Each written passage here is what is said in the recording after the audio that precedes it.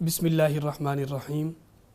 نحمدہ ونصلی ونسلم علی رسولہ الکریم اما بعد۔ احادیث مبارکہ کے مطابق رمضان المبارک کے جو 3 عشرے ہیں ان میں سے ہر عشرے کی الگ خصوصیت ہے اور اس کا الگ رنگ ہے۔ حضرت سلمان فارسی رضی اللہ تعالیٰ عنہ فرماتے ہیں کہ نبی اکرم صلی اللہ علیہ وسلم نے ارشاد فرمایا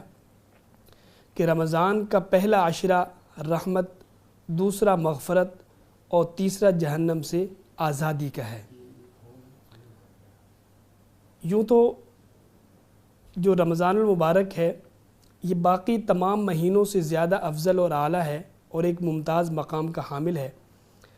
لیکن پھر اس رمضان کا بھی جو آخری عشرہ ہے وہ رمضان کے بقیہ حصے سے بھی زیادہ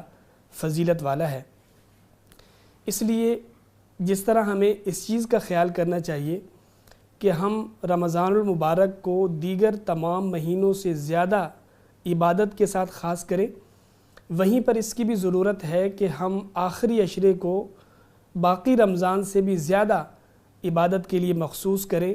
اور اپنے معمولات کو اس کے اندر اور بھی بڑھا دیں، اس لیے کہ ہمیں نبی اکرم صلی اللہ علیہ وسلم کے اسوہ حسنہ سے یہی تعلیم ملتی ہے۔ حضرت عائشہ صدیقہ رضی اللہ تعالیٰ عنہ فرماتی ہیں کہ نبی اکرم صلی اللہ علیہ وسلم آخری عشرے میں اس سے کہیں زیادہ مجاہدہ فرماتے تھے جتنا رمضان کے اس سے پہلے کے دنوں میں کیا کرتے تھے، اور روایات میں یہ بھی آتا ہے کہ نبی اکرم صلی اللہ علیہ وسلم کے معمولات رمضان کے آخری عشرے میں اور بھی زیادہ بڑھ جایا کرتے تھے۔ اسی طریقے سے حضرت عائشہ صدیقہ رضی اللہ تعالیٰ عنہ یہ بھی فرماتی ہیں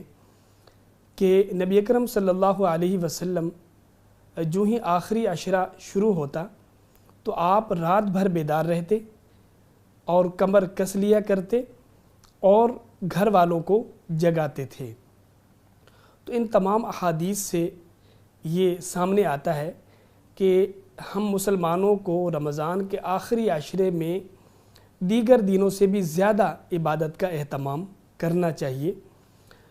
مگر ہم اپنے احوال پر نظر ڈالیں اور اپنے رسم و رواج کو دیکھیں تو ایسا لگتا ہے کہ ہم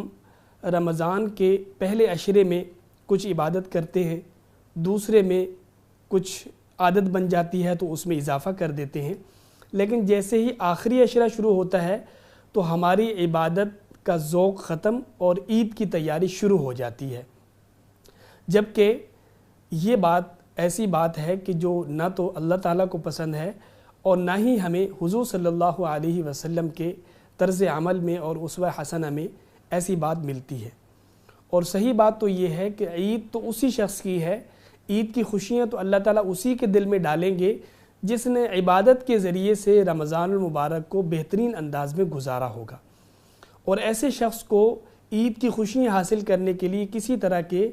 سامان اور کسی طرح کی دیگر چیزوں کی ضرورت ہی نہیں ہے، اس لیے کہ اللہ تعالیٰ اس کے دل میں ایسی خوشی ڈالیں گے کہ جو کسی اور کے دل میں نہیں ڈالیں گے۔ لہٰذا ہم اپنے تمام طرح کے جو دیگر ہمارے معمولات ہیں، جو مصروفیات ہیں، جو رسم و رواج ہیں، ان کو چھوڑ کر حضور صلی اللہ علیہ وسلم کے اسوہ حسنہ کو دیکھتے ہوئے ہم لازمی طور پر اس آخری عشرے کو عبادت کا عشرہ بنائیں۔ اور آپ جانتے ہیں کہ اس عشرے میں کچھ ایسی عبادات ہیں کہ جو نہ تو سال کے دیگر حصوں میں کی جا سکتی ہیں اور نہ ہی رمضان کے دیگر دنوں میں کی جا سکتی ہیں۔ مثلاً آپ دیکھیں کہ اس میں اعتکاف ہے، اس میں لیلۃ القدر ہے، اس میں طاق راتیں ہیں، اور اسی طریقے سے اس میں عبادت کا ایک ماحول ہے۔ حضور صلی اللہ علیہ وسلم کی اسوہ ہمارے سامنے ہے۔ ان تمام باتوں کو سامنے رکھ کر ہمیں یہ چاہیے کہ ہم آخری عشرے کو اپنے عبادت کا مہینہ بنائیں